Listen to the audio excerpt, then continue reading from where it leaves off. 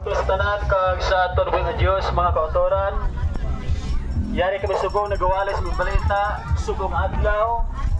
Isa kami sa ginsugo ni Kristo ayon sa Matthew chapter 28 verse 19 to 20. Na nagaselect si Kristo gani kadtong inyong tanan nga tao sa bug-os nga kalibutan.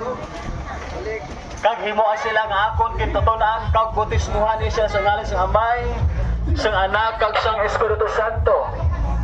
Kag tuloy sila sa pagtuman sa tanan nga gisugod sa inyo kag magaupo ko sa inyo tubtob sa katapusan sang kalibutan.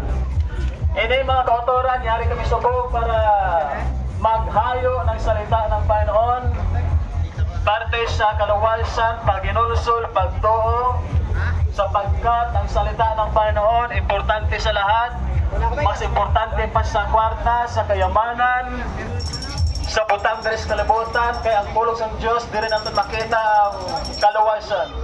Di rin natin makita ang word ni God nga naghatag sa atong sing encouragement, sing instruction, warning, kaya ang Diyos mismo naghatag sing promise na makita natin sa Biblia.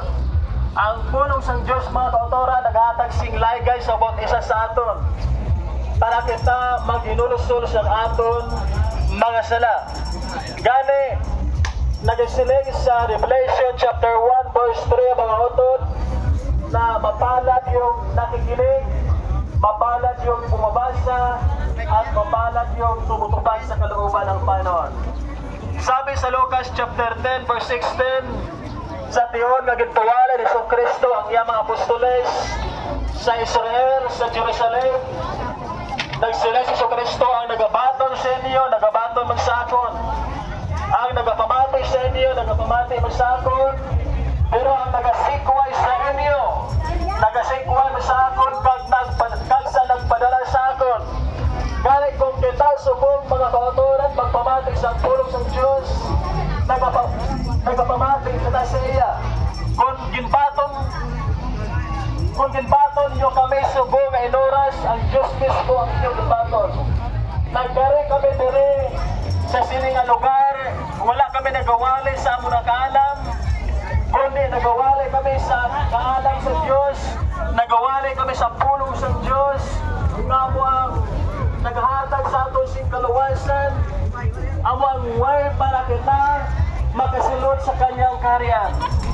Gani, aton pagatunan ang pati sa paginulsol, mga kauturan, ang Diyos mismo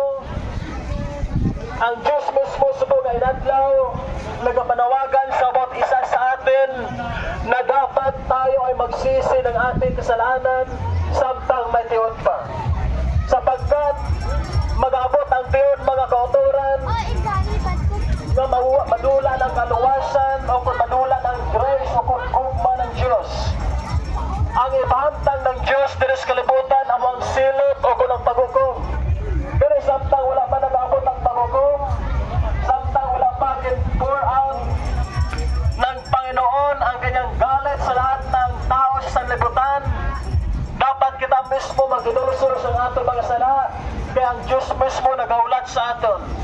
Nagaulat ang Diyos sa aton na kita mag-surrender sa ating kinabuhi, agad kita mag-inulusuro pinagi sa pagtuo sa iya. Si Kristo ang kaluwasan, si Kristo ang nagabanaw, si Kristo ang nagakugog sa tanan nga tao.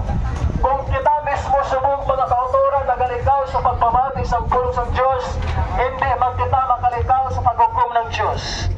Base mag-abot ang tiyon na magasiling kita kay Kristo, Panginoon, pasudla kami. Pero magsiling si Kristo, hindi ko kayo nakilala.